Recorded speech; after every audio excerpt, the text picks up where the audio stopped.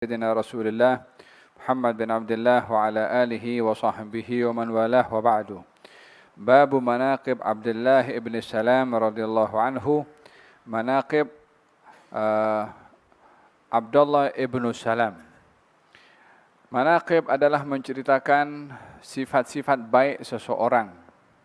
Di dalam Islam, kita diperintahkan untuk mengakui kemuliaan orang lain bila memiliki kemuliaan yang dipuji oleh syarak. Kemuliaan yang ditinggikan dalam agama.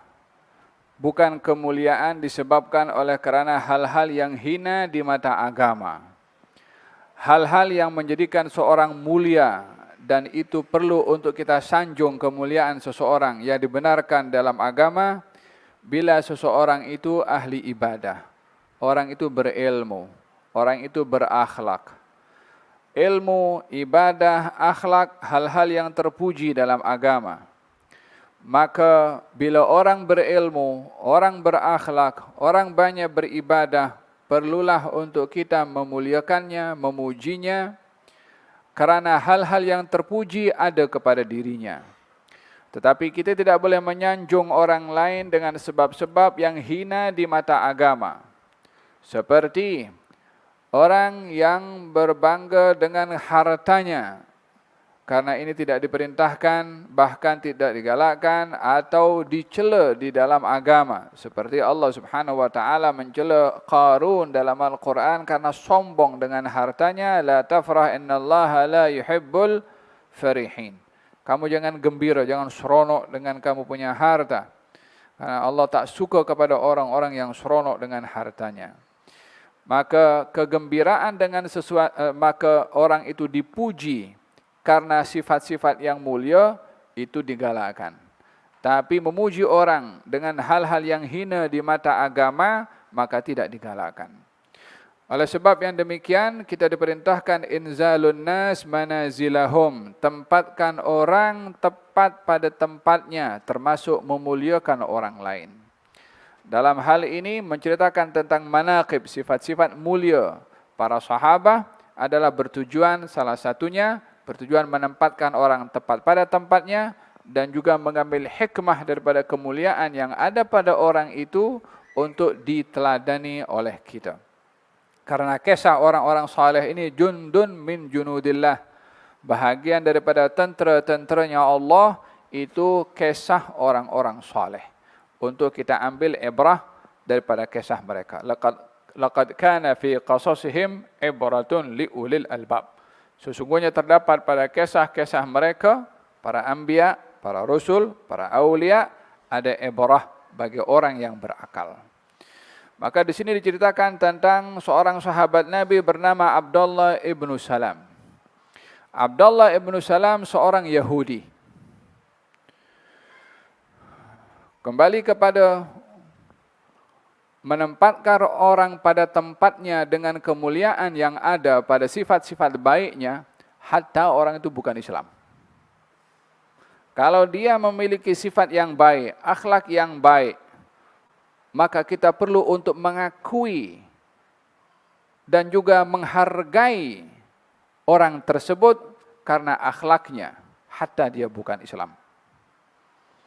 Baginda Rasulullah SAW memerintahkan kepada sahabat untuk pergi berhijrah ke Habasyah yang dipimpin oleh Raja An-Najasyi, waktu itu beragama Kristen. Kata baginda Rasulullah, kamu pergi ke Habasyah karena di situ pemimpinnya adil. Hatta dia Kristen. Tapi sifat adil itu sifat yang mulia. Ada kepada seorang pemimpin Kristen, maka itu diakui dan dihargai oleh Nabi SAW karena pemimpinnya adil dan tak ada siapa yang dizalimi di bawah kepimpinannya. Abdullah bin Salam salah seorang daripada keturunan Yahudi Bani Qainuqa. Ada 3 puak Yahudi di Madinah, yang satu Bani Qainuqa, yang satu Bani Nadhir, yang satu Bani Quraidah. 3 puak Yahudi, 3 keturunan. Mereka bertapak di kota Madinah sejak sekian lama lagi. Mereka bertapak di kota Madinah karena mereka sedar dalam kitab mereka akan adanya nabi penutup kepada seluruh para anbiya yang akan diutus oleh Allah. Tempat hijrahnya itu di Madinah yang ketika itu masih bernamakan Yathrib. Maka mereka sudah mempersiapkan diri mereka untuk menyambut kedatangan nabi tersebut bila diutus. Maka turun-temurun mereka bertapak di kota Madinah. Karena mereka meyakini akan khabar yang ada dalam kitab mereka tentang Nabi penutup para anbiya. Namun ketika disedari bahwasanya Nabi itu adalah daripada bangsa Arab, sementara mereka meyakini bahwasanya Nabi itu daripada bangsa mereka, Bani Israel, mereka enggan untuk beriman kepada baginda Rasulullah. Abdullah bin Salam, salah seorang daripada Yahudi Bani Qainuqa, menyambut atau ketika Nabi SAW datang ke kota Madinah dan disambut oleh kaum muslimin yang sudah beriman di kota Madinah. Dan cerita tentang Nabi ini sudah tersebar di kota Madinah. Bahkan orang-orang Yahudi sendiri pun mendengar dan mengetahui tentang diutusnya baginda Rasulullah SAW. Kalau kita belajar dalam sejarah, masa Nabi masih kecil dibawa oleh Abu Talib berniaga pergi ke negeri Asyam, dijumpai oleh seorang padri bernama Buhaira dan singgah ke rumah Buhaira, Abu Talib.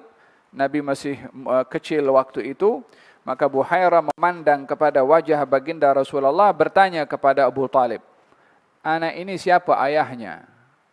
Kata Abu Talib mengatakan, "Saya." Kata padri itu mengatakan, "Anak ini tak sepatutnya ada ayah." Kata Abu Talib, "Ya, ini anak saudaraku." Katanya, "Boleh aku mendekat kepadanya?" Katanya, "Untuk melihat sesuatu." Katanya, "Silahkan selain daripada aurat." Maka dilihat bahagian belakang dan nampak tanda khatam an-nubuwah. Maka Buhaira mengatakan kepada Abu Talib, "Budak ini bawa balik. Kalau dijumpai oleh orang Yahudi, maka mereka akan melakukan keburukan kepadanya." Sebab orang Yahudi sedang menunggu kenabian Nabi penutup para anbiya, namun mereka meyakini daripada bangsa mereka. Ternyata Allah berkehendak untuk menjadikan Nabi penutup para anbiya daripada bangsa Arab. Allahu a'lamu haitsu yaj'alu risalatah. Allah itu yang maha mengetahui risalahnya akan diberi kepada siapa, bukan ikut siapa punya arahan. Maka Abu Talib terus bawa balik baginda Rasulullah SAW. Ini menunjukkan bagaimana Buhaira, seorang Kristen, boleh mengetahui tentang sifat-sifat Nabi Muhammad yang waktu itu belum lagi diangkat, masih kecil lagi, sudah tahu sifat-sifatnya Nabi penutup kepada seluruh para anbiya. Di dalam Al-Quranul Karim Allah Subhanahu wa taala menceritakan tentang orang-orang Yahudi yang kenal kepada sifat-sifat Nabi penutup kepada para anbiya. Katanya ya'rifunahu, mereka itu kenal kepada Nabi Muhammad sallallahu alaihi wasallam seperti mana kenalnya mereka kepada anak-anak mereka sendiri. Bahkan lebih kenal kepada baginda Rasulullah berbandingkan kepada anak mereka sendiri. Begitu jelasnya sifat-sifat Nabi Muhammad dalam kitab Taurat. Hanya mereka berkeyakinan Nabi itu adalah daripada bangsa Bani Israel dan bukan daripada bangsa Arab. Dan sebab utama kenapa orang-orang Yahudi menolak disebabkan oleh kerana Nabi Muhammad daripada bangsa Arab bukan daripada bangsa mereka. Ada golongan namanya golongan Al-Yaqubiyah, golongan orang-orang Yahudi. Dia beriman, ya Nabi Muhammad itu adalah Rasul. Tapi itu bangsa Arab saja, bukan untuk kami. Sebab mereka punya fanatik kebangsaannya itu mengatakan seluruh para anbiya daripada Bani Israel. Dan kalau kita tengok daripada hampir 25 Nabi, terbanyak Nabi itu daripada Bani Israel. Jadi mereka mengambil kesimpulan penutup kepada para anbiya pun juga daripada kalangan Bani Israel. Ketika baginda Rasulullah sallallahu alaihi wasallam khabarnya sudah sampai ke Madinah, seorang bernama Salman Al-Farisi ketika menjadi hamba sahaya kepada seorang Yahudi, dia panjat pokok untuk turunkan korma. Lalu didengar majikan Salman bercakap dengan Yahudi yang lain. Katanya, binasalah kita, binasalah kita. Kata tetamu Yahudi yang datang ke majikannya Salman. Kata majikan Salman, apa dah jadi? Kenapa kamu mengatakan kita binasa? Katanya, khalas, kenabian sudah muncul tetapi bukan daripada bangsa kita.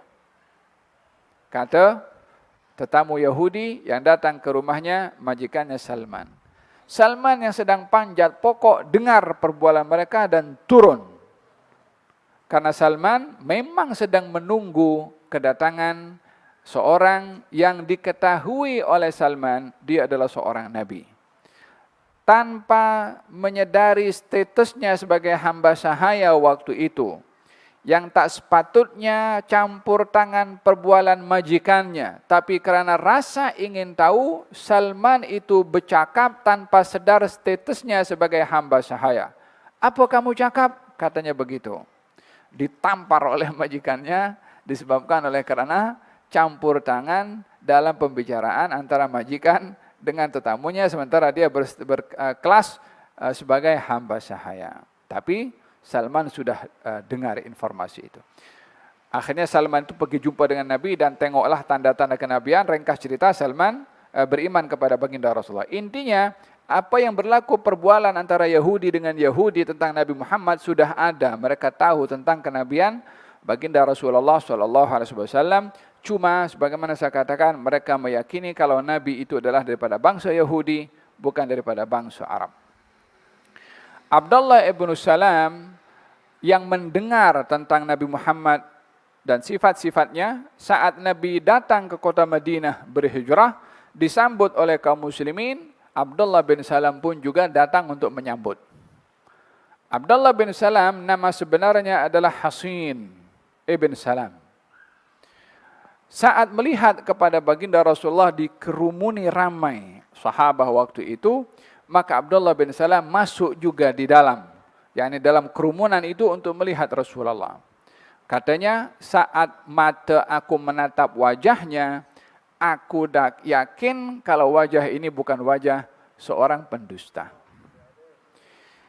Di sini kita melihat bagaimana wajah itu berbicara kepada orang yang melihatnya. Wajah itu memberikan persepsi kepada orang yang menyaksikannya. Dan wajah itu cerminan daripada hati untuk difahami oleh orang yang melihatnya. Oleh kata Al-Imam Abdurrahman bin Fiqih mengatakan tentang para awliya, idza ru'u yushharu dzikrullah. Kalau kamu tengok wajah mereka para awliya, tengok saja pada wajahnya, maka kamu akan ingat kepada Allah Subhanahu wa taala sebelum bercakap. Kalau dahulu di Hadramaut ada pendakwah dihantar pergi ke pedalaman untuk berdakwah ke tempat badui-badui, orang-orang aslilah lebih kurang yang dikenal dengan kasar dan diajarkan tentang salat. Kata mereka, salat ni kalau berdiri-berdiri okeylah. Kalau rukuk sujud tenggeng-tunggeng ini macam dia merasa hina berbuat demikian karena meletakkan wajahnya di tanah. Sementara memang dalam salat kita khusyuk, khudu' dan menghinakan diri di hadapan Allah. Tapi karena ini mereka cara berfikirnya seperti itu, si pendakwah ini pun menjelaskan ini hikmah daripada sujud, ini begini dan begitu, tak masuk dalam otak mereka. Akhirnya report kepada seorang bernama Al-Hayy Ali bin Abdullah bin Syahab. Galbiah dibagi tahu ini orang-orang nak solat tapi tak mau sujud. Macam mana nak solat tak mau sujud? Katanya biarlah kita pergi. Pergi kita. Sampai ke kawasan itu, ini badui-badui nampak.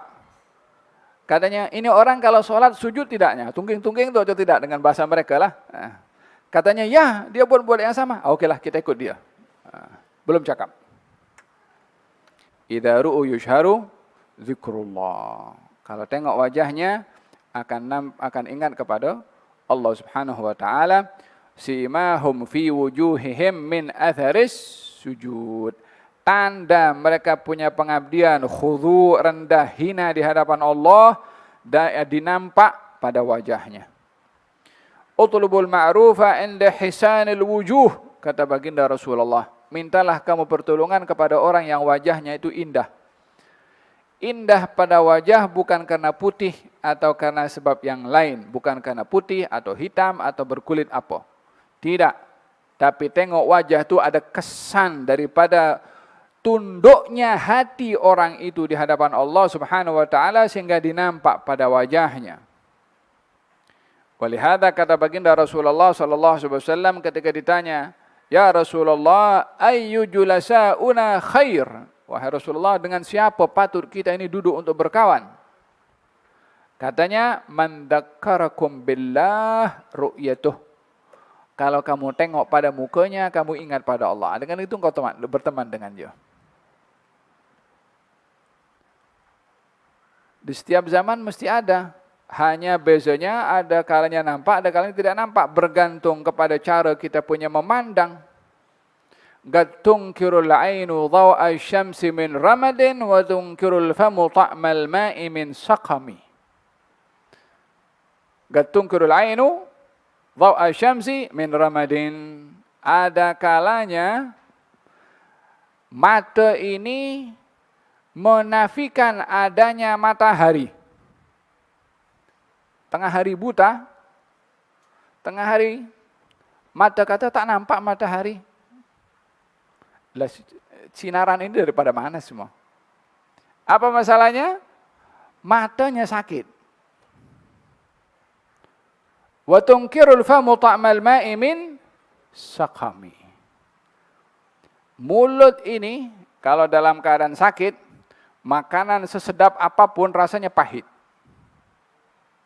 Hatta sesedap apa makanan itu. Bukan makanan tak sedap, problem pada mulutnya. Seperti itu juga pada manusia. Bila hati ini penuh dengan maksiat, gelap, tak nampak semua itu. Tapi kalau hati bersih, nampak indahnya orang itu melalui wajahnya, karena bersihnya hati orang itu. Faham tuh? Gala syair kata apa? Laqad asma'ta man nadaita walakin la hayata liman tunadi. Wa narun law nafakhta biha la adaa'at walakin da'a nafkhuka fir ramadi. Kamu kalau panggil dengan suara kamu kepada orang untuk mendengar,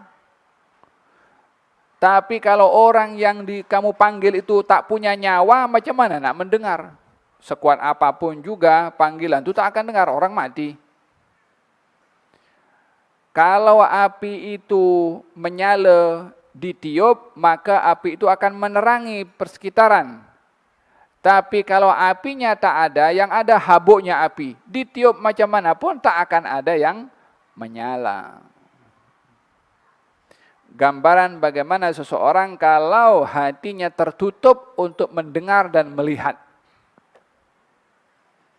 Paham dong? Gal kata Abdullah bin Salam, aku tengok wajahnya, aku tahu wajah ini bukan wajah pendusta.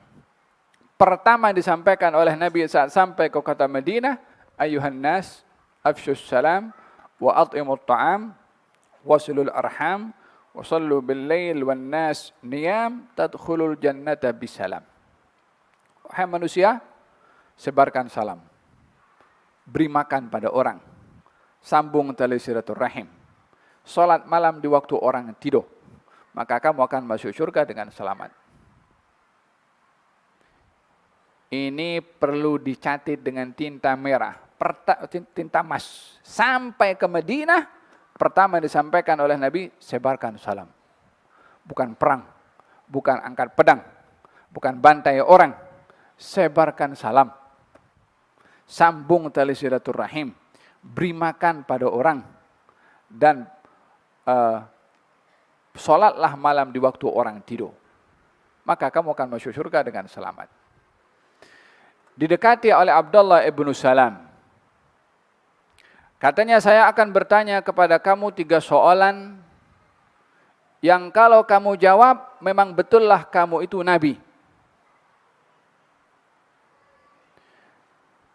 Di sini ingin menguji seorang itu betul nabi atau tidak. Dengan soalan yang tentunya didapati dalam kitab-kitab mereka. Dan ini kita belajar bahwasanya ilmu ini kena dipastikan sumbernya itu daripada siapa. Kena pastikan orang kita ambil ilmunya itu benar dia orang alim atau tidak. Abdullah bin Salam tahu ini orang mendakwa dirinya nabi. Untuk memastikan dia betul nabi atau tidak, diuji, ditanya berdasarkan dengan apa yang dia tahu dalam kitab-kitab Taurat. Aku tanya kepada kamu 3 soalan, kalau kamu jawab kamu betul nabi. Kata yang pertama, apakah tanda-tanda kiamat yang pertama? Yang kedua, apakah makanan yang dimakan oleh penghuni surga? Yang ketiga, daripada manakah kita boleh tahu anak itu lahir menyerupai siapa? Maknya kah atau bapaknya? Belum ada DNA, belum ada teknologi, belum ada scanner. Ada scannernya Allah Subhanahu wa taala, ilmu rabbani. Kata baginda Rasulullah, sebentar tadi Jibril sudah beritahu kepada aku jawaban daripada 3 soalan itu. Pertanyaan belum ditanya, Jibril dah datang dah bagi tahu kepada Nabi Muhammad, nanti ada 3 soalan macam ni, jawabannya macam ni. Kata Abdullah bin Salam, itu Jibril musuh kita. Dia pun orang Yahudi ini tak cukup manusia dimusuhi, malaikat Jibril pun dimusuhi. Mereka lebih menyanjung malaikat Mikail berbandingkan malaikat Jibril. Seperti mana dalam Al-Quran dikisahkan oleh Allah Subhanahu wa taala permusuhan mereka dengan Sayyidina Jibril. Tak diindahkan oleh Nabi. Kata Abdullah bin Salam, itu musuh kami, orang-orang Yahudi. Tak dipedulikan apa dia kata. Kata baginda Rasulullah, tanda pertama pada hari kiamat itu adalah datangnya api daripada timur yang menggiring semua manusia ke barat. Adapun makanan penghuni syurga adalah hati ikan paus.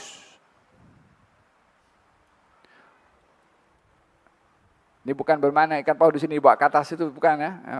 Allahu a'lam hakikatnya, hanya diberitahu seperti itu. Dan yang ketiga, bagaimana seorang itu menyerupai ayah atau ibunya, tergantung air siapa dahulu yang mendahului yang lain. Maka pada itulah si bayi akan menyerupai air yang mendahului. Kata Abdullah bin Salam, asyhadu an la ilaha illallah wa annaka rasulullah. Karena tak akan boleh jawab soalan seperti ini kecuali Nabi. Beriman Abdullah bin Salam dan diubah namanya oleh Nabi dengan namanya Abdullah. Awalnya namanya Hasin, nama sebenarnya. Beliau dikenal dengan Abu Yusuf al-Israili, keturunan Nabi Yusuf alaihissalam. Abdullah bin Salam keturunan daripada Nabi Yusuf. Falhasil katanya, kata Sa'ad bin Abi Waqqas mengatakan, aku tak pernah mendengar Nabi mengatakan kepada seseorang yang berjalan di atas muka bumi bahwasanya ia adalah penghuni syurga, melainkan kepada Abdullah bin Salam. Kata-kata ini bukan bermakna tak ada orang lain yang diberitahu oleh Nabi sebagai penghuni syurga. Ada. Hadis yang cukup masyhur tentang 10 sahabat Nabi yang diberitahukan oleh Nabi, mereka adalah al-mubasysyirina bil jannah, 10 orang yang mendapatkan kabar gembira, mereka itu termasuk penghuni syurga. Daripada 10 orang termasuk daripada 4 khalifah.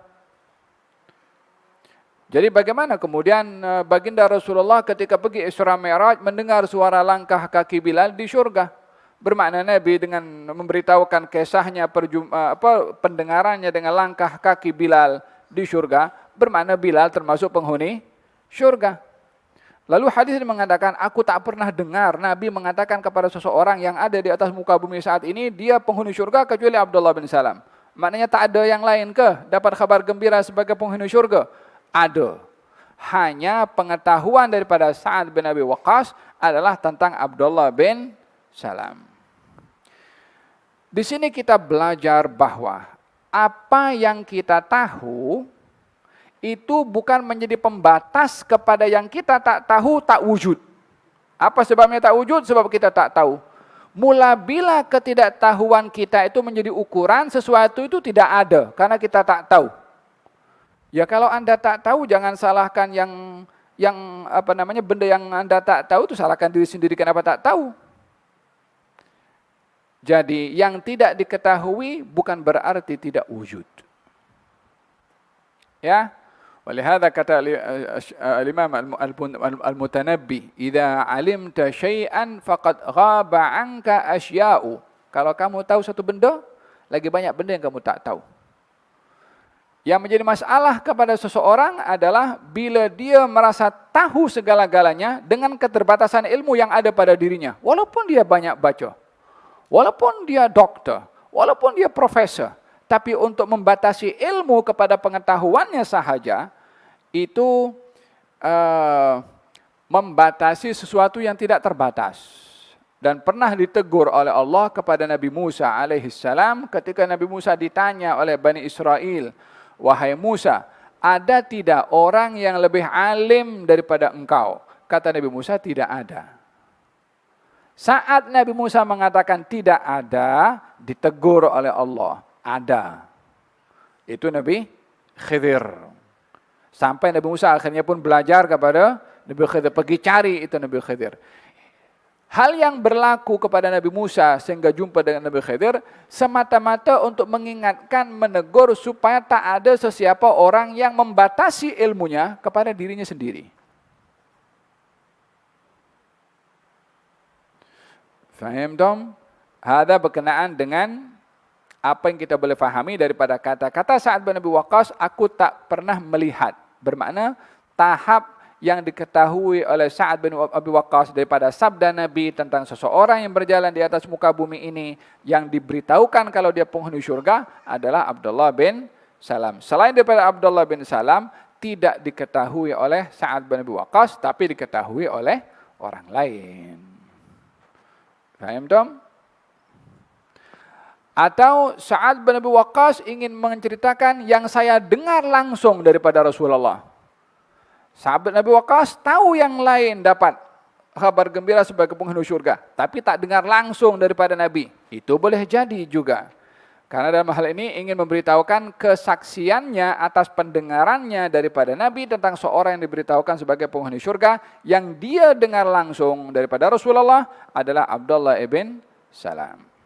Nah, wa fihi nazalat wa syahida syahidun min Bani Israel, dan turun ayat Al-Quran kepada Abdullah bin Salam, wa syahida syahidun min Bani Israel, yakni telah menjadi saksi, orang yang bersaksi daripada kalangan Bani Israel. Yakni maksudnya ketika baginda Rasulullah didustakan oleh kaum musyrikin, termasuk oleh Bani Israel, Abdullah bin Salam yang menjadi saksi bahwasanya Nabi Muhammad itu adalah Rasulullah. Macam mana? Kalau satu hari baginda Rasulullah didatang oleh Abdullah bin Salam, "Ya Rasulullah, ini orang-orang Yahudi adalah banyak menipu. Nanti kalau mereka datang kepada engkau, tanya kepada mereka tentang aku. Aku akan bersembunyi di belakang, nanti aku akan keluar." Maka Abdullah bin Salam pun berada di belakang bersembunyi. Tak lama golongan orang Yahudi datang, kemudian ditanya oleh Rasulullah, "Apa pendapat kamu tentang Abdullah bin Salam?" Katanya dia orang alim kita, orang yang luas ilmunya, dia orang yang baik, dipuji. Abdullah bin Salam keluar, "Asyhadu an la ilaha illallah wa anna Muhammadar Rasulullah." Dia penipu, dia pendusta, dia 150 derajat terus bertolak. Dalam satu majlis. Tengok macam mana kalau sudah hawa nafsu menguasai kepada akal fikiran, tak peduli malu, lain cerita. Yang penting dia nak puaskan hawa nafsu dulu. Tak peduli dan tak mau menjaga At least paling tidak tunggulah sampai selesai itu nak bagi tahu. Ini tidak 180 derajat terus tolak. Kata Abdullah bin Salam, bukan aku dah kata wahai Rasulullah kalau mereka ini banyak menipu. Hadis yang kedua adalah menceritakan tentang ru'ya, tentang mimpi. Abdullah bin Salam bermimpi seakan-akan berada di satu padang, satu kebun yang hijau. Kebun itu ada satu pokok yang akarnya itu ke bawah dan batangnya menjulang tinggi ke atas. Kemudian diperintahkan untuk naik, katanya aku tak boleh naik, sehingga adalah seorang yang membantu Abdullah bin Salam untuk naik sampai ke puncaknya.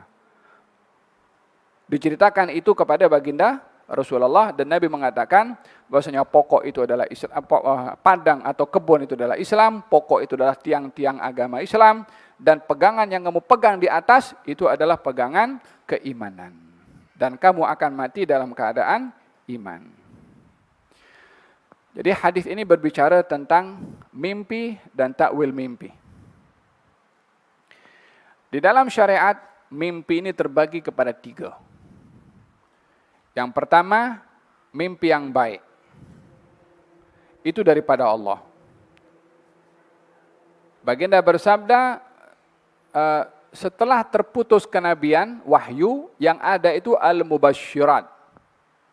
Apa itu al-mubasyirat? Mimpi yang baik. Nabi bersabda, mimpi ini bahagian daripada cabang-cabang wahyu.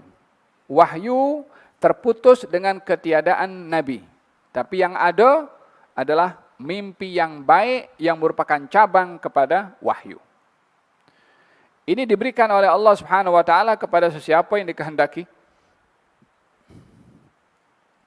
Di dalam yang kedua, mimpi daripada syaitan, mimpi tahzin.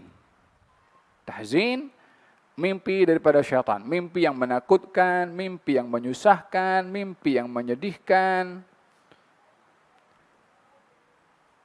Ada seorang datang kepada Rasulullah, ya Rasulullah, saya semalam bermimpi. Kepala saya macam kena penggal. Lepas itu kepala saya jatuh dan berguling. Saya kejar kepala saya. Dan saya ambil, saya letakkan balik. Kata Nabi, kalau kamu mimpi seperti itu, mimpi daripada syaitan, kamu jangan cerita kepada orang. Mimpi yang tidak baik orang, mimpi eksiden ke, mimpi apa ke, jangan diceritakan kepada orang lain. Yang ketiga adalah mimpi yang bermain dalam hati seseorang. Seperti seorang sebelum tidur, dia memikirkan sesuatu.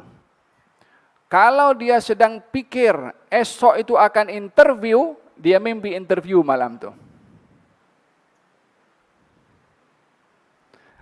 Ada orang istri, dia takut suaminya kawin lagi, dia mimpi suaminya kawin lagi. Dekat sini tak ada lah, sini tak ada. Tapi risaunya seseorang itu ke atas apa yang bermain dalam benak pikirannya, boleh jadi dibawa dalam mimpi. Dan apa yang berlaku dalam mimpi, itu ada kesannya kepada orang yang mimpi tadi, emma dengan, kita kan kadang-kadang ada orang tidur kemudian dia ketawa. Karena mimpinya seronok. Ada orang tidur, dia mungkin kejang-kejang, marah-marah, dipukul-pukul. Mimpinya mimpi tak elok. Kadang-kadang menangis dengan suara-suara menangis. Karena mimpinya mungkin menangis dalam mimpinya itu. Abdullah bin Salam ketika mimpi, dia menggenggam sesuatu di puncak yang tinggi. Masa dia bangun dari tidurnya, tangan itu masih menggenggam begini. Kesan daripada apa yang dia lihat di dalam mimpinya. Kan dia kata naik ke atas dan sampai ke atas macam ada halaqah. Halaqah itu kalau dulu pintu orang nak ketuk pintu ada yang bulat besi itu untuk ketuk macam tu. Halaq itu hilang. Itu yang dipegang oleh Abdullah bin Salam dalam mimpinya. Ketika bangun daripada mimpinya itu, dari tidurnya, tangannya itu seakan-akan masih menggenggam sesuatu. Karena terbawa dalam alam mimpi yang dilihatnya. Falhasil kata baginda Rasulullah SAW, mimpi itu ada 3. Mimpi yang baik yang merupakan cabang wahyu. mimpi buruk yang itu perbuatan syaitan atau mimpi yang menyedihkan dan menakutkan. Yang ketiga adalah mimpi yang menjadi mainan kepada perasaan kita sendiri. Daripada ketiga-tiga macam mimpi yang diambil perhatian adalah mimpi yang pertama, yaitu mimpi yang baik, karena tidak ada campur tangan selain daripada Allah Subhanahu wa taala yang memberikan kepada dia.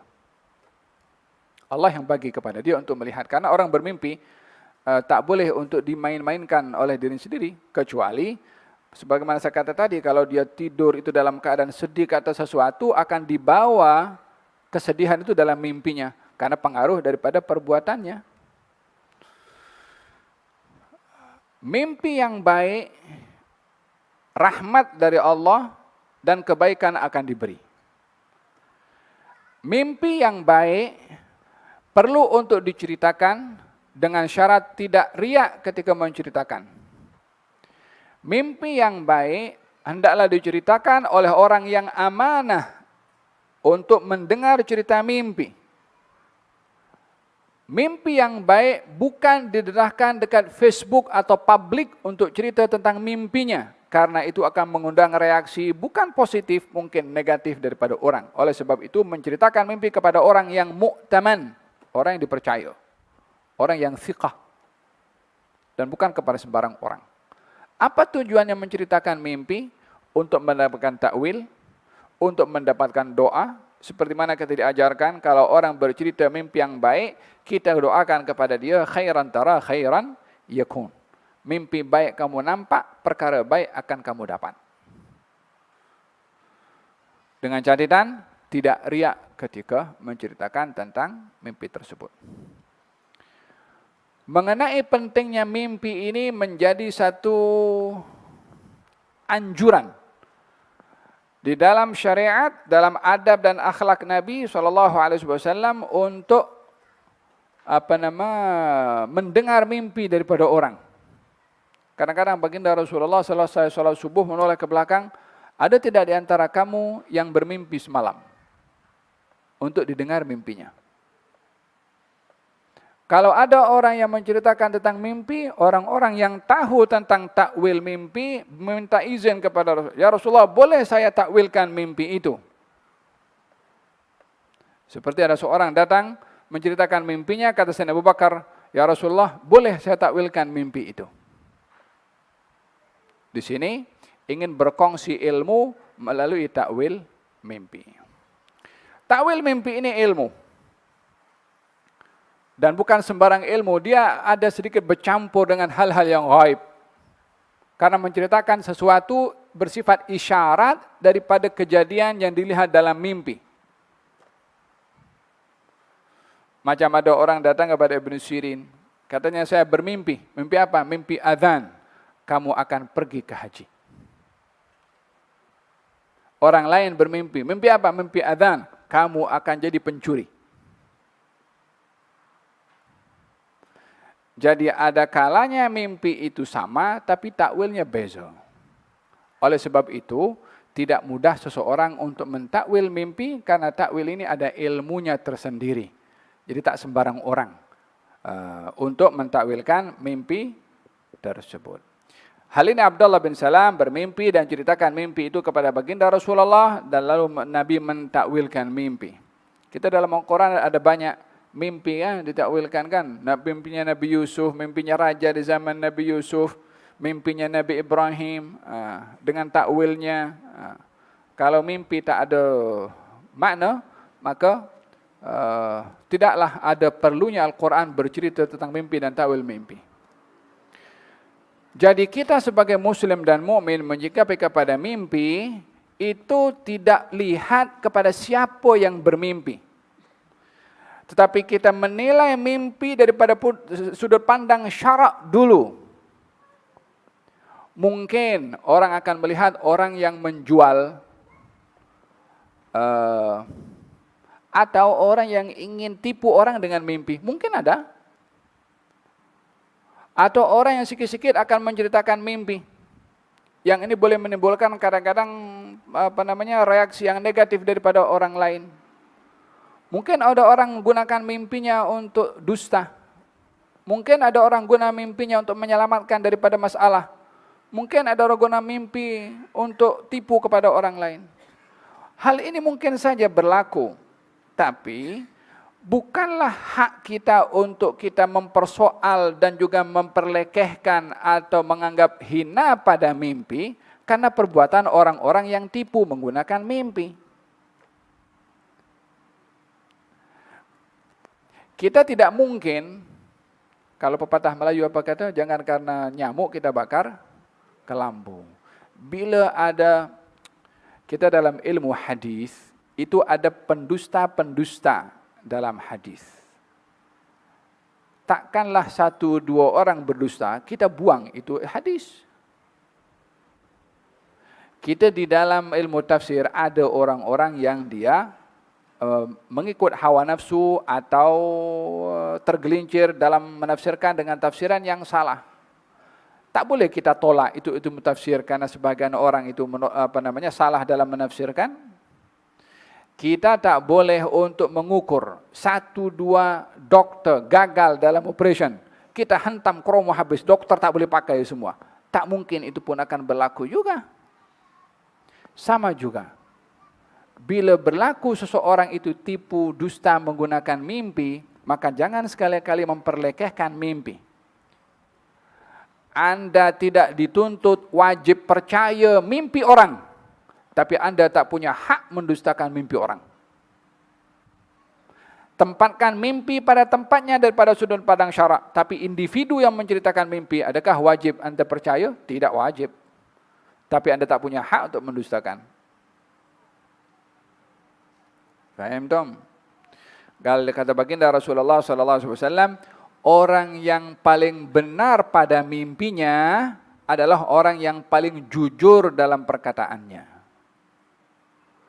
Orang yang paling benar pada mimpinya, orang yang paling jujur pada perkataannya. Orang kalau hidupnya istiqamah, jujur, akhlaknya baik, mimpinya pasti baik. Dan kalau dia bercerita tentang mimpi, adalah mimpinya itu betul.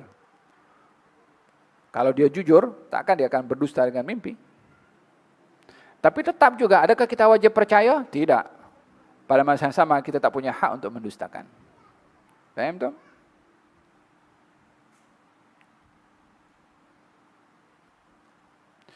Babu gerak. Babu tazwij Nabi. Dan ini kabar gembira disampaikan oleh Nabi kepada Abdullah bin Salam kalau dia akan mati dalam keadaan Islam. Karena kamu akan mati dalam keadaan Islam. Apa sebabnya? Karena mimpinya tadi dia sampai kepada kemuncak dan dia pegang itu keimanan. Kata baginda Rasulullah, kamu akan mati dalam keadaan Islam. Nah, gerak. Babu tazwij Nabi sallallahu alaihi wasallam Khadijah wa fadluha radhiyallahu ta'ala anha. وبه قال حدثنا عن عائشة رضي الله عنها قالت ما غرت على أحد من نساء النبي صلى الله عليه وسلم ما غرت على خديجة وما رأيتها ولكن كان النبي صلى الله عليه وسلم يكثر ذكرها وربما ذبح الشاة ثم يقطعها أعضاءها ثم يبعثها في صدائق خديجة فربما قلت له كأنه لم يكن في الدنيا امرأة إلا خديجة فيقول إنها كانت وكان لي منها ولد. Diriwayatkan dari Aisyah radhiyallahu bab ke-32 pernikahan Nabi sallallahu alaihi wasallam dengan Khadijah dan keutamaannya. Diriwayatkan dari Aisyah radhiyallahu anha, kecemburuanku kepada isteri-isteri Nabi sallallahu alaihi wasallam tidak sebesar kecemburuanku kepada Khadijah meskipun aku tidak pernah melihatnya. Nabi sallallahu alaihi wasallam seringkali menyebut namanya dan setiap kali menyembelih kurban, Nabi sallallahu alaihi wasallam akan menyisihkan sebahagian untuk dikirimkan kepada perempuan-perempuan sahabat Khadijah. Terkadang aku berbicara kepadanya, sepertinya di bumi ini tidak ada lagi perempuan lain kecuali Khadijah.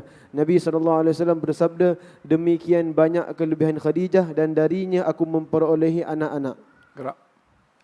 وبه قال حدثنا عن أبي هريرة رضي الله عنه قال أتى جبريل النبي صلى الله عليه وسلم فقال يا رسول الله هذه خديجة قد أتت معها إناء فيه إدام أو طعام أو شراب فإذا هي أتتك فاقرأ عليها السلام من ربها ومني وبشرها ببيت في الجنة من قصب لا صخب فيه ولا نصب.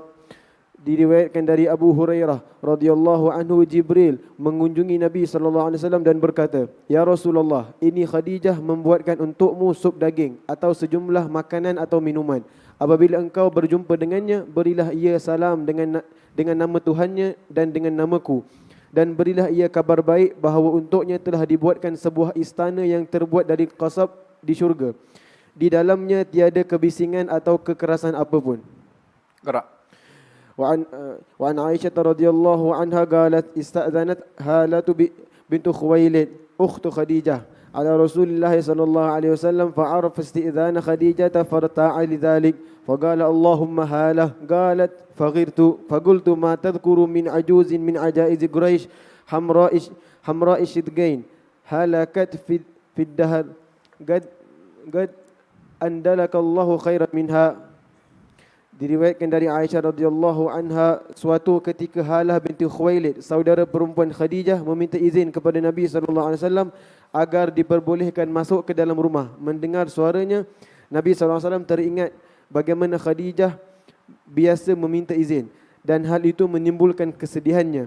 Nabi sallallahu alaihi wasallam bersabda, "Ya Allah, Halah timbul perasaan cemburuku dan berkata, apa yang membuatmu selalu teringat seorang perempuan tua di antara perempuan-perempuan tua Quraisy bergusi merah yang telah lama wafat, dan bukankah Allah telah memberikan seseorang yang lebih baik daripada dia untuk menggantikan tempatnya?"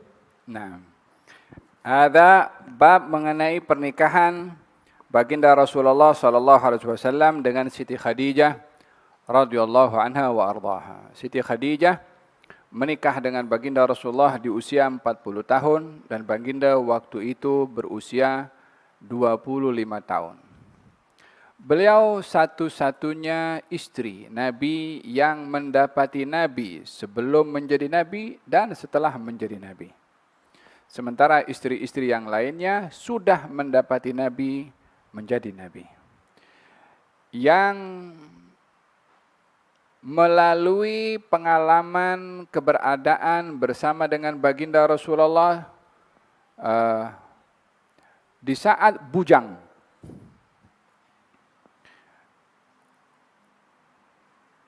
Sampailah beliau diangkat menjadi Nabi adalah Siti Khadijah radhiyallahu anha wa ardhaha. Pernah satu hari Siti Aisyah mengusik Siti Fatimah. Katanya, "Kamu tahu tidak, ayahmu itu tidak kawin dengan anak dara kecuali aku." Maksudnya nak bergurau kalau ibunya Siti Fatimah ketika dikahwini oleh Rasulullah dalam keadaan Siti Khadijah sudah pernah berkahwin dengan orang lain. Maka sedihlah Siti Fatimah. Dia pergi lapor, pergi ayahnya. Katanya, "Ya Rasulullah, ini Aisyah mengatakan begini dan begitu." Kata baginda Rasulullah, "Beritahu kepada dia bahwasanya tak ada daripada istri-istri ayahmu yang mendapati suaminya dalam keadaan bujang kecuali ibuku." Setelah itu Nabi dudalah kawin dengan yang lain. Bagi tahu kepada Siti Aisyah. Ketika sudah mengatakan lagi gurau lagi. Tengok, tak ada yang dikahwini oleh Nabi oleh ayahmu dalam keadaan anak dara kecuali aku. Kata Siti Aisyah, tapi tak ada orang yang mendapati ayahku dalam keadaan dia masih anak dara juga kecuali ibuku. Diam Siti Aisyah terus. Ini jawaban bukan daripada engkau. Dia tahu siapa bagi tahu jawaban. Rumah tangga baginda Rasulullah sallallahu alaihi wa ala alihi wasallam dikahwini dalam usia 40 tahun disebabkan rancangan yang dirancang oleh Nafisah dan juga Maisarah. Kedua-duanya adalah orang-orang Siti Khadijah. Nafisah yang merancang perkahwinan itu untuk mempertemukan antara Rasulullah dengan Siti Khadijah. Ketika di-offer kepada baginda Rasulullah setelah Siti Khadijah yang menyuruh Nafisah untuk merisik. Tapi sebagaimana seorang perempuan itu ingin menjaga marwahnya, tidak dilihat Siti Khadijah merisi engkau. Karena biasanya yang datang itu laki-laki kepada perempuan, bukan sebaliknya. Untuk menjaga kehormatan Siti Khadijah waktu itu, Siti Nafisah yang dihantar kepada Rasulullah. Ya Muhammad, kamu tak ada keinginan untuk berkahwin dengan seorang perempuan, dia seorang syarifah, dia seorang terhormat, dia seorang yang baik, dia berketurunan orang yang baik. Kata baginda Rasulullah, siapa yang kamu maksudkan? Katanya Khadijah. Kata Nabi, saya tak ada apa yang boleh saya berikan kepada dia sebagai mas kawinnya. Kata Nabi mengatakan, kamu jangan risau yang itu. Kita uruskan yang itu, yang penting kamu mahu atau tidak. Barulah Nabi mengiyakan dan dirancanglah perkahwinan itu, sampailah Abu Talib datang merisik kepada Siti Khadijah melalui pak saudaranya. Dan dikatakan, Muhammad ini anak muda yang tak boleh ditandingi dengan mana-mana anak muda. Walaupun dia tidak berharta, tetapi dia memiliki akhlak yang mulia. Dan hakikat harta itu adalah sesuatu yang boleh hilang bila-bila masa. Tapi adab dan budi pekerti yang luhur ada kepada beliau akan kekal selama-lamanya. Khutbah disampaikan oleh Abu Talib. Sampailah kepada pernikahan yang dilangsungkan antara baginda Rasulullah dengan Siti Khadijah, dan ia adalah merupakan seindah, seharmoni, seselesa, senyaman rumah tangga di atas muka bumi ini. Di zaman pada perkahwinan Siti Khadijah dengan baginda Rasulullah sallallahu alaihi wa ala alihi wa sahbihi wasallam. Faham tom? Sehingga dalam apa sebab dikatakan perkahwinan itu teristimewa daripada semua perkahwinan? Disebabkan perkahwinan itu menjadi taraddud, kerap datangnya Jibril alaihissalam, dan bermula daripada kenabiannya Rasulullah. Orang pertama yang tahu tentang kenabian Nabi Muhammad adalah Siti Khadijah. Sebelum yang lain, sebelum Sayyidina Abu Bakar Siddiq, sebelum yang lainnya, Siti Khadijah pertama orang yang mendengarkan wahyu yang dibaca oleh Nabi ketika Nabi turun daripada gua Hira. Faham tak? Siti Khadijah ini mempunyai beberapa gelaran sebelum digelar dengan gelaran Ummul Mukminin, ibu kepada orang-orang beriman. Dan beliau ibu, yakni Ummul Mukminin yang pertama daripada semua istri-istri Nabi, Siti Khadijah. Hanya ayat yang memberitahukan tentang istri Nabi itu adalah ibu kepada orang-orang beriman turun di Madinah. Siti Khadijah meninggal di Mekah sebelum Nabi berhijrah. An-nabiyyu awla bil mu'minina min anfusihim wa azwajuhu ummahatuhum. Istri-istri Nabi itu ibu kepada orang-orang beriman. Siapa istri Nabi pertama? Siti Khadijah.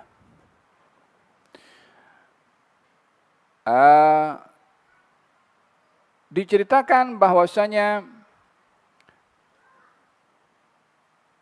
Siti Khadijah setiap kali melahirkan anak, yang diinginkan adalah bagaimana Nabi gembira dengan anak dilahirkan.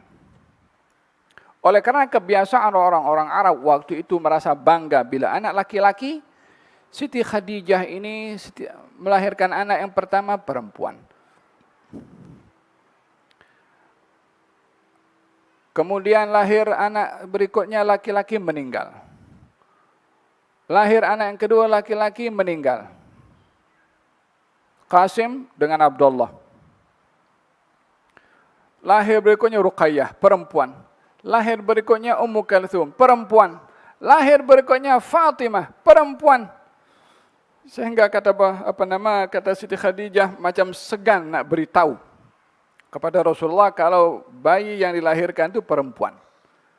Tapi justru Nabi mendekap putrinya yang terakhir, yaitu Siti Fatimah, dan mengatakan kepada Siti Khadijah, innaha nasmatun mubarakah. Sesungguhnya nasmah ini nisbah kepada manusia yang membawa berkat. Kalimat itu diungkapkan ketika Siti Fatimah dilahirkan daripada Siti Khadijah radhiyallahu anha wa ardhaha. Dalam hadis dikatakan bahwasanya penghulu kaum wanita di surga ada 4. Khadijah binti Khuwailid, Fatimah binti Rasulullah, Maryam binti Imran, Asiyah imra'atu Fir'aun atau bintu Muzahim. 4 kaum wanita, penghulu kaum wanita di surga. Berbeza siapa yang termulia di antara mereka. Sepakat untuk mengatakan bahwasanya daripada keempat-empatnya ini, yang termulia adalah Siti Khadijah dan Siti Fatimah. Lalu bagaimana dengan kata-kata Al-Quranul Karim yang mengatakan tentang Siti Maryam? Inna Allah astafaki wa taharaki wa astafaki ala nisa'il. Inna Allah astafaki wa taharaki. Inna Allah taharaki ala nisa'il alamin. Siti Maryam ini adalah orang yang tersuci di antara kaum wanita di alam. Maksudnya di zamannya. Bukan sampai zaman Nabi Muhammad SAW. Berbeza pendapat siapa yang paling mulia antara Siti Khadijah dengan Siti Fatimah. Apun daripada 4 ini sepakat 2 ini lebih mulia daripada yang lain. Fatimah wa Khadijah. Cuma siapa lebih mulia? Ibunya atau anaknya? Oleh karena Fatimah itu darah dagingnya Rasulullah, maka tak ada yang lebih mulia daripada orang yang dilahirkan daripada darah dagingnya Rasulullah. Walaupun Siti Khadijah adalah ibu. Baginda bersabda, Fatimatu bid'atun minni. Fatimah ini potongan daripada daging aku. Orang yang bikin gembira dia, bikin gembira aku. Yang bikin susah dia, bikin susah aku. Maka disepakati kalau Siti Fatimah lebih mulia daripada Siti Khadijah. Yang kedua adalah Siti Khadijah. Siti Aisyah menceritakan, yakni Nabi berkahwin dalam usia umur 25 tahun. 15 tahun kemudian Nabi diangkat menjadi Nabi. Berarti mendapati Nabi itu bersama dengan Siti Khadijah sebelum menjadi Nabi 15 tahun. Tambah lagi 10 tahun ke depan, yakni 25 tahun bersama dengan Siti Khadijah, kemudian Siti Khadijah wafat. Dan Nabi tidak pernah berkahwin dengan sesiapapun sementara waktu itu Siti Khadijah masih hidup. Walaupun pada waktu itu sedang segak-segaknya Nabi. Orang yang mengatakan Nabi ini dikatakan katanya suka perempuan dan macam-macam, ya kan? Dengan tuduhan yang bukan-bukan. Justru di masa sehat-sehatnya Nabi tak berkahwin dengan sesiapa. Justru pada awal perkahwinannya berkahwin dengan orang 15 tahun lebih tua daripada beliau. Kalau tumpuannya itu kepada cara berpikir songsang orang yang tuduh macam-macam tuh, memang otaknya isinya begitu. So dia tuduh Nabi macam mana otak cara berpikirnya begitu. Nah, sementara hakikatnya berkahwin dengan orang 15 tahun lebih tua, 25 tahun. Berapa 40 tahun tambah 25 tahun? Berapa? 65 tahun. Umur Siti Khadijah. Nabi tak kawin dengan sesiapapun. Kalau seperti mana dipikirkan karena otak yang kotor tuh, time itulah kalau nak kawin. Tapi tak berkawin dengan siapapun.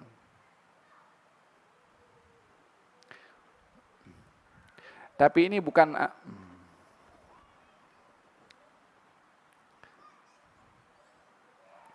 nak sambung tak jadi.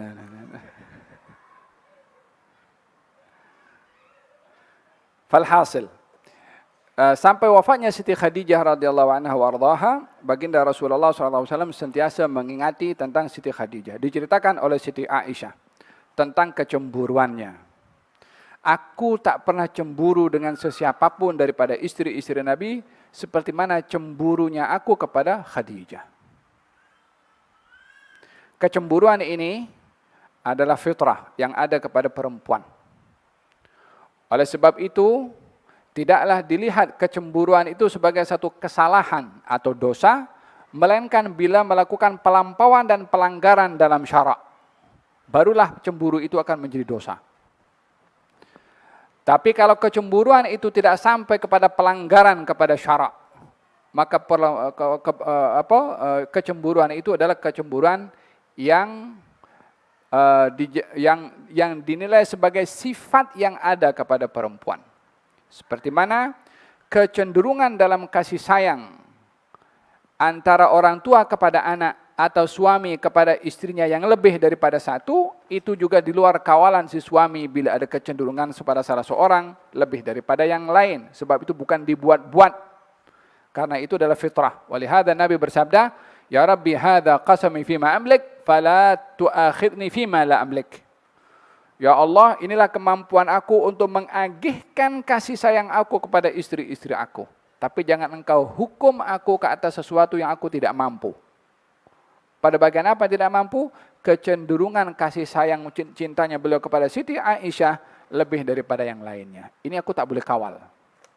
Tak boleh nak adil karena bukan dibuat. Kan itu memang ada sendiri. Sama juga dengan sifat kecemburuan yang ada pada perempuan. Oleh sebab itu baginda Rasulullah SAW ketika menyikapi istrinya yang cemburu ada dua sikap. Yang pertama, sikap tidak mempedulikan. Yang kedua, sikap teguran dan marah. Sikap yang pertama tidak mempedulikan karena itu sebagai tabiat, tabi'i. Seperti yang berlaku pada hadis ini, atau ketika datang seorang membawa makanan daripada istri Nabi yang lain ke rumah Nabi sementara Nabi berada di rumah Siti Aisyah. Mangkok yang berisi makanan itu ditepuk oleh Siti Aisyah sampai tumpah makanan yang ada dalam mangkok tersebut. Nabi ambil, pungut balik makanan yang jatuh, kata Nabi, gharat ummukum, ibu kamu cemburu. Itu je. La marah, wala tengking, wala ambil sikap yang keras. Hanya mengatakan ibu kamu cemburu. Tetapi ketika didatangi Nabi oleh istrinya yang lain sementara Nabi berada di rumah Siti Aisyah. Dan waktu itu Siti Aisyah cemburu dan cemburunya melanggar syarak. Dengan mengatakan, Ya Rasulullah, itu perempuan, maksudnya Siti Safiyah, adalah perempuan begini dan begitu. Maksudnya ini orang pendek, Siti Safiyah agak rendah. Ketika Siti Aisyah merendahkan dan itu salah di mata syarak, Nabi tegur keras kepada Siti Aisyah. Kali ini bukan masalah cemburunya, tapi karena melampau kepada batasan syarak, Nabi tegur, lagat gulti kalimatan law muzijat bima'il bahri lama zajadhu. Kamu telah mengatakan satu kata-kata kalau dicampur dengan air lautan, itu akan berubah warna air lautan dengan kata-kata kamu tadi.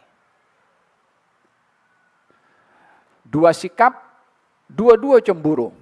Tapi satu Nabi tidak mengindahkan, atau tidak mengambil serius, yang kedua diambil serius. Apa perbezaannya? Adalah syariat menjadi batasan di mana seorang suami tak perlu marah-marah karena kecemburuan, di mana seorang suami perlu marah kalau kecemburuan itu melanggar kepada syariat. Jadi dalam hal ini menyikapi istri yang cemburu dua keadaan. Ada kalanya kita perlu diam. Ada kalanya kita dengar saja, tampung. Permasalahannya adalah kalau si suami marah-marah karena cemburu yang tabi'i, tak marah kalau cemburunya melanggar kepada syariat, tak kenalah. Contohnya, kalau ada orang cemburu, istri cemburu, terus dia tinggalkan rumahnya. Suaminya apa patut buat? Awas kalau kamu balik. Jangan begitu. Pujuk. Jadilah seorang lelaki yang dapat membezakan yang mana cemburu perlu disikapi dengan tidak marah, emosi, yang mana dia kena tegas bila berlaku pelanggaran dalam syarak. Faham Tom? Jadi cemburu ini boleh kata sifat semula jadi ada, namun sikapnya berbeza. Oleh itu pernah Nabi ingin menikahi kepada Ummu Salamah. Ditolak oleh Ummu Salamah. Salah satu sebabnya, katanya Rasulullah, saya ini cemburu kuat. Saya takut kecemburuan saya itu menyakiti kamu. Nanti saya berdosa. Maka Nabi mengatakan, kalau begitu aku doakan supaya Allah mengangkat cemburu kamu yang kuat. Kalau dalam hal ini seorang itu boleh cemburu terbuka, kenapa Nabi mengatakan aku doakan supaya Allah mengangkat kecemburuan kamu? Bukan bermakna tak boleh cemburu, cemburu yang melanggar, yang melampau. Faham Tom? Katanya, maghirtu ala ahadin. Aku tak pernah cemburu kepada sesiapapun. Istri Nabi seperti mana cemburunya aku kepada Siti Khadijah. Aku tak pernah tengok kepada dia. Waktu Siti Khadijah meninggal dunia, Siti Aisyah mungkin umurnya 6 tahun lebih kurang. Karena Siti Khadijah meninggal tahun 10 daripada kenabian. Nabi menikah dengan Siti Aisyah tahun ke-12 daripada kenabian lebih kurang. Yakni setahun sebelum Nabi berhijrah. Umurnya waktu dalam 9 tahun. Yakni 6-7 tahun lebih kurang. Masa Siti Khadijah meninggal dunia. Aku tak pernah tengok kepada dia, kata Siti Aisyah. Akan tetapi yang aku lihat Nabi sentiasa menyebut namanya. Dan sini kita sini belajar perkara penting dalam hal ini. Apa itu insaf? Apa itu insaf? Sikap adil mengakui kemuliaan orang lain daripada dirinya sendiri. Yang menceritakan kemuliaan Siti Khadijah, yang dicemburui oleh Siti Aisyah, yang cemburu tu yang cerita. Selalunya orang itu sukar untuk mengakui kelebihan orang lain bila dia sedang cemburu dengan orang tu. Tapi ini Siti Aisyah sendiri yang cerita. Orang yang cemburu kepada Siti Khadijah, orang yang sama cerita. Ini menunjukkan bagaimana tarbiyah Nabi kepada istrinya untuk mempunyai sikap insaf. Mengakui kelebihan yang ada pada orang lebih daripada dirinya sendiri. Ini kan Siti Aisyah cerita. An Aisyah radhiyallahu anha qalat, Siti Aisyah berkata, aku tak pernah cemburu kepada orang lain seperti apa cemburunya aku kepada Khadijah. Apa sebabnya? Nabi banyak sebut tentang dia. Nabi sembelih kambing dan potong daging kambing diberikan kepada kawan-kawan Siti Khadijah. Dan banyak menyebut Siti Khadijah. Dalam riwayat yang lain, masuk rumah sebut Khadijah, keluar rumah sebut Khadijah. Sehingga kata Siti Aisyah mengatakan seakan-akan di dunia ini tak ada orang perempuan kecuali Khadijah. Kita tahu kemuliaan Siti Khadijah daripada siapa? Daripada Siti Aisyah, orang yang cemburu kepada Siti Khadijah. Ini sikap insaf. Jadi tidak dilihat macam mana itu Aisyah boleh cemburu dengan Siti Khadijah. Macam itu kan. Ini pandangan negatif. Yang cerita tentang kemuliaan Siti Khadijah siapa kalau bukan Siti Aisyah? Faham Tom? Dan yang kedua, kecemburuan ini adalah kecemburuan yang tabi'i sebagaimana saya katakan sebentar tadi. Nabi banyak menyebutnya, kadang-kadang potong kambing, dan ini bahagian daripada sifat al-wafa. Apa itu al-wafa? Mengingati ihsan orang kepada baginda Rasulullah. Hatta setelah wafatnya itu diingati oleh Nabi SAW. Baginda bersabda, "Udhkuru mahasina mautakum." Hendaklah kamu ingati orang-orang yang meninggal dunia, sifat-sifat baiknya kamu ingati. Siti Khadijah sentiasa diingati oleh Nabi SAW sehingga kadang-kadang potong kambing dibagikan kepada kawan-kawan Siti Khadijah. Maka kata Siti Aisyah mengatakan, apalah kamu ini sebut-sebut Khadijah, Khadijah, Khadijah, Khadijah. Apa yang ada kepada perempuan yang sudah tua dan sudah runtuh giginya, katanya. Dan Allah menggantikan engkau yang lebih baik daripada dia. Maksudnya Siti Aisyah. Kata Nabi, Allah tak gantikan aku yang lebih baik daripada dia. Dia tolong aku saat orang tak pedulikan aku. Dia pelawak aku saat orang halau aku. Dia tak habis-habis kata Siti Aisyah, andailah dia diam tuh. Menyesal dia bercakap. Karena dipuji oleh Nabi sifat-sifat Khadijah di hadapan orang yang jealous kepada Siti Khadijah. Siapa yang cerita semua itu? Tuan punya badan tuh yang jealous tuh. Jujur dan insafnya itu. Radhiyallahu anha wa an Khadijah wa an bagiyati azwaji Rasulillahi ajmain. Kita hormat semua istri-istri Nabi sallallahu alaihi wa ala alihi wa sahbihi wasallam. Nah, katanya datang seorang bernama Hala. Hala ini saudara perempuan Siti Khadijah. Ketuk pintu. Suaranya mirip dengan Siti Khadijah. Ketika ketuk pintu dan suara itu mirip dengan suara Siti Khadijah, Nabi itu macam terkejut. Memorinya pergi ke tempat lain. Yaitu mengingati tentang Siti Khadijah. Siti Khadijah punya anak namanya Hala. Namanya Hala, daripada suami yang sebelum baginda Rasulullah. Nabi satu hari masuk, nampak anak Siti Khadijah yang bernama Hala sedang tidur. Didekati oleh Nabi, diambil, dipeluk kuat-kuat oleh Nabi SAW. Mengingati tentang Siti Khadijah. Jadi tak pernah dilupakan oleh Nabi Siti Khadijah sepanjang hidupnya baginda Rasulullah sallallahu alaihi wasallam. Kata baginda Rasulullah, inni ruziqtu hubbaha.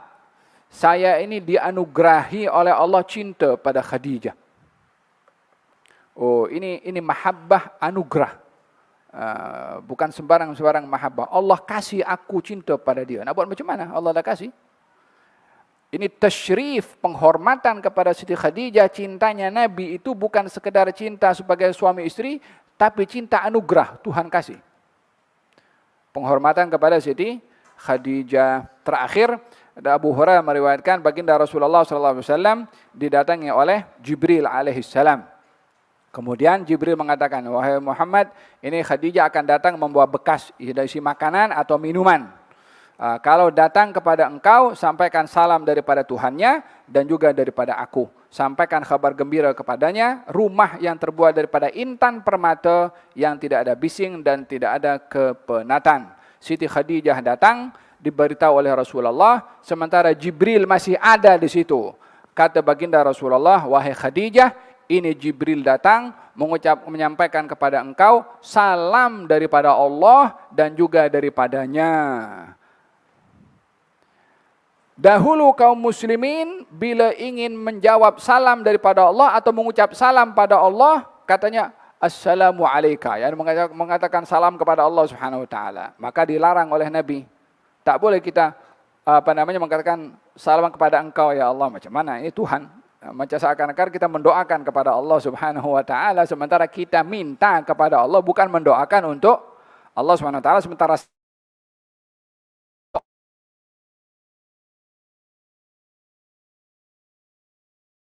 Allahu huwas salam wa minhus salam wa ilaihi ya'udus salam wa ala Jibrilis salam wa alaika ya Rasulullah assalamu warahmatullahi wabarakatuh.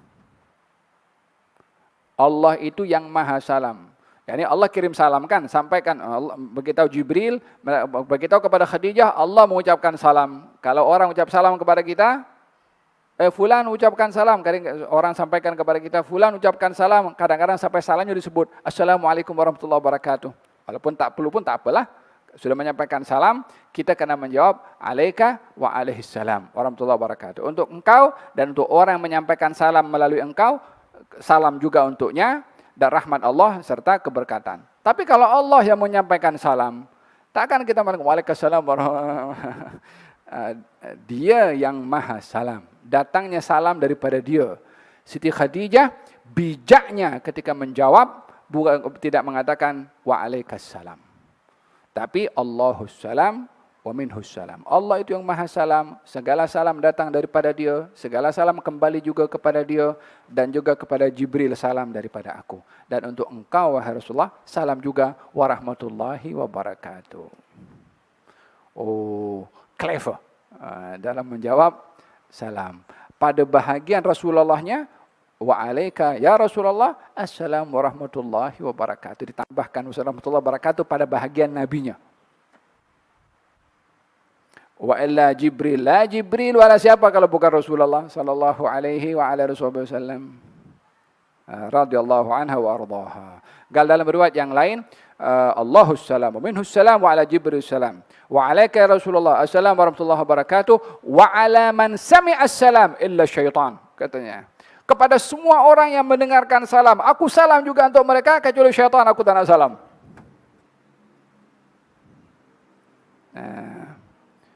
Waalaikumsalam ya Sayyidah Khadijah, kamu salam kepada semua orang, kita jawab salamnya dengan menjawab kalau orang menyampaikan salam. Wallahu ta'ala alam bis-shawab. Allah 10.30 sudah nih.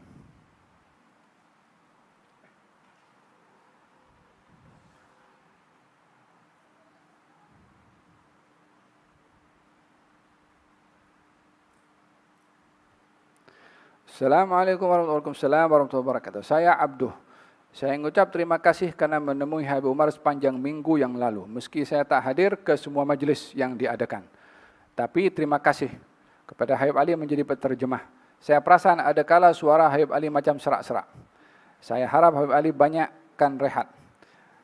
Banyak minum air dan jaga kesehatan. Ya, sekarang pun musim panas. Semoga Habib Ali dirahmati Allah. Amin. Jumpa lagi Habib Ali. Assalamualaikum warahmatullahi wabarakatuh. Syukran. Terima kasih atas doanya. Apakah dosa kalau mulut berkata baik, benar, tapi hati buruk, sangka dan pendam kata-kata yang negatif pada orang lain? Dan macam mana nak selamatkan kata hati dan mulut?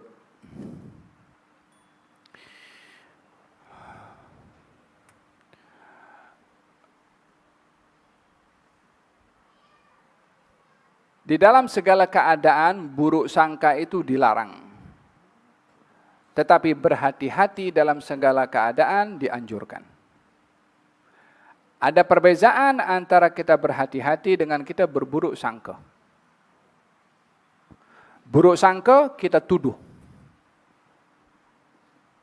Dengan prasangka sahaja. Ini yang dilarang. Iyyakum wadhann fa inna dhanna akdzabul hadits. Hati-hati kamu daripada prasangka buruk. Karena prasangka buruk itu adalah percakapan yang paling berdusta. Tapi berhati-hati, kita tidak menuduh. Tetap kita berhati-hati. Tetap kita tidak mudah untuk dipedaya oleh orang datang ke atau apa ke. Tapi nak tuduh dia dengan prasangka, ini batasan yang dilarang. Ini yang pertama. Yang kedua, sifat berkata melalui lisan itu hendaklah diyakini juga oleh hati. Sifat mengatakan sesuatu, menyembunyikan selain daripada apa yang dikata adalah sifat munafik. Mengetahui sifat yang tercela bukan untuk meneruskan sifat itu, namun untuk membersihkan daripada sifat tersebut. Tegurlah kepada diri sendiri dengan sifat untuk bersifat jujur hati dan lisan, dan tidak menjadi sifat hipokrit dengan mengatakan lain apa yang di dalam hati. Kecuali bila berhadapan dengan situasi yang kita perlu untuk berbeza apa yang ada di mulut dan apa yang ada di dalam hati. Ini namanya mudarah. Apa itu mudarah? Kalau kita khawatir orang ini akan melakukan bahaya kepada kita, kita tahu orang ini jahat, tapi kita berkata baik semata-mata untuk terselamat daripada kejahatan orang ini. Ini namanya mudarah. Satu hari, baginda Rasul didatangi oleh seorang. Kata baginda Rasulullah, ini orang jahat. Tapi saat Nabi jumpa, Nabi senyum, Nabi sambut, Nabi elok. Kata Siti Aisyah, wahai Rasulullah, tadi kamu mengatakan begitu, ini orang jahat. Tapi kamu jumpa, kamu bercakap elok. Kata Nabi, inna syarran nas man wada'ahu an-nas ittiqa'a fuhsyih. Orang yang paling jahat ini orang lain menghindar daripadanya karena kejahatannya. Yakni semata-mata untuk tunjuk baik itu untuk terselamat daripada keburukan orang itu. Ini namanya mudarah. La ilaha illallah, banyak lagi. Bagaimana kalian akad orang yang melakukan ibadah korban melalui online? Assalamualaikum warahmatullahi wabarakatuh. 3, 4, 5, ada 6. Kita jawab pada minggu depan, insyaAllah. Doa syifa untuk Muhammad. Gerak.